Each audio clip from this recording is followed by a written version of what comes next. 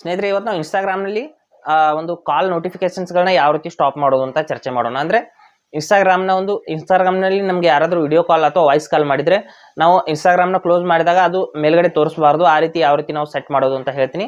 ಮೇಲ್ಗಡೆ ನೋಟಿಫಿಕೇಶನ್ಸ್ನಲ್ಲಿ ಇರ್ಬೋದು ಅಥವಾ ಮೇಲ್ಗಡೆ ಫುಲ್ ಸ್ಕ್ರೀನಲ್ಲಿ ಇರ್ಬೋದು.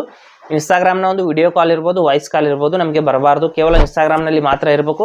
ನಾವು ಇನ್ಸ್ಟಾಗ್ರಾಮ್ನಲ್ಲಿ ಇದ್ದಾಗ ಮಾತ್ರ ಗೊತ್ತಾಗಬೇಕು. ನಾವು ಹೊರಗಡೆ ಇದ್ದಾಗ ಆ ಕಾಲ್ ಅನ್ನೋದು ಬರಬಾರ್ದು. ಅಂದರೆ ಯಾವ ರೀತಿ ಸೆಟ್ ಮಾಡ್ಕೊಳ್ಳೋದು ಅಂತ ನಾನು ಸಂಪೂರ್ಣ ಇವತ್ತು ಹೇಳ್ತೀನಿ. ಹಾಗೆ ನಮ್ಮ ಚಾನಲ್ಗೆ ಮೊದಲು ಬಂದಿದ್ದರೆ ದಯವಿಟ್ಟು ನಮ್ಮ ಚಾನಲ್ನ ಸಬ್ಸ್ಕ್ರೈಬ್ ಮಾಡಿ ಮತ್ತು ಪಕ್ಕದಲ್ಲಿರುವಂಥ ಬೆಲ್ ಐಕನನ್ನು ಪ್ರೆಸ್ ಮಾಡಿ ನಮ್ಮ ತಂತ್ರಜ್ಞಾನ ಆಧಾರಿತ ಬೃಹತ್ ಕುಟುಂಬದ ಸದಸ್ಯರಾಗಿ. ಸ್ನೇಹಿತರೆ, ಮೊದಲು ಇನ್ಸ್ಟಾಗ್ರಾಮ್ ಆ್ಯಪ್ನ ಓಪನ್ ಮಾಡಿಬಿಟ್ಟು ನೋಟಿಫಿಕೇಶನ್ ಸೆಟ್ಟಿಂಗ್ನಲ್ಲಿ ಹೋಗಿ ನಾವು ಕಾಲ್ ನೋಟಿಫಿಕೇಶನ್ಸ್ನ ಆಫ್ ಮಾಡಬೇಕಾಗುತ್ತೆ. ಇಲ್ಲಿ ಮೊದಲು ಇನ್ಸ್ಟಾಗ್ರಾಮ್ನಲ್ಲಿ ಇಲ್ಲಿ ಪ್ರೊಫೈಲ್ ಮೇಲೆ ಕ್ಲಿಕ್ ಮಾಡ್ಕೊಳ್ಳಿ. ಪ್ರೊಫೈಲ್ ಮೇಲೆ ಕ್ಲಿಕ್ ಮಾಡಿದ ನಂತರದಲ್ಲಿ ಮೇಲ್ಗಡೆ 3 ಲೈನ್ಸ್ ಮೇಲೆ ಕ್ಲಿಕ್ ಮಾಡ್ಕೊಳ್ಳಿ.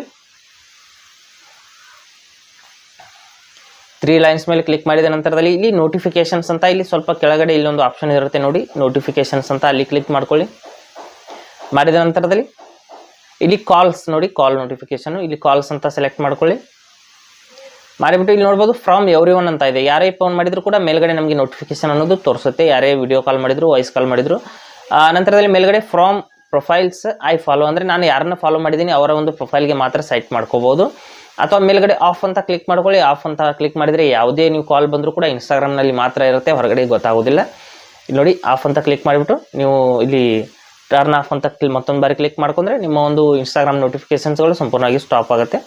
ಈ ರೀತಿ ನೀವು ಇನ್ಸ್ಟಾಗ್ರಾಮ್ನಲ್ಲಿ ಒಂದು ಕಾಲ್ ನೋಟಿಫಿಕೇಶನ್ಸ್ನ ಸಂಪೂರ್ಣವಾಗಿ ಸ್ಟಾಪ್ ಮಾಡ್ಬೋದು. ಹಾಗೆ ಸ್ನೇಹಿತರೆ, ಕೊಟ್ಟಿರೋ ಮಾಹಿತಿ ಸಂಪೂರ್ಣ ಮತ್ತು ನಿರೂಪಣೆ ಮಾಡಿದೆ, ಶೈಲಿ ಉತ್ತಮ ಅಂತ ಅನಿಸಿದರೆ ವಿಡಿಯೋನ ಲೈಕ್ ಮಾಡಿ ಮತ್ತು ನಿಮ್ಮ ಸ್ನೇಹಿತರಿಗೂ ಕೂಡ ಶೇರ್ ಮಾಡಿ. ಹಾಗೆ ಇದರ ಬಗ್ಗೆ ಸಮಸ್ಯೆಗಳು, ಡೌಟ್ಗಳು ಇದ್ದರೆ ಕಮೆಂಟಲ್ಲಿ ಅವಶ್ಯವಾಗಿ ತಿಳಿಸಿ. ಮುಂದಿನ ವಿಡಿಯೋದಲ್ಲಿ ಮತ್ತೊಂದು ಹೊಸ ವಿಷಯದೊಂದಿಗೆ ಇದೇ ಇರ್ತೀನಿ, ಮುಂದೆ ಬರ್ತೀವಿ. ಅಲ್ಲಿವರೆಗೂ ಟೇಕ್ ಕೇರ್.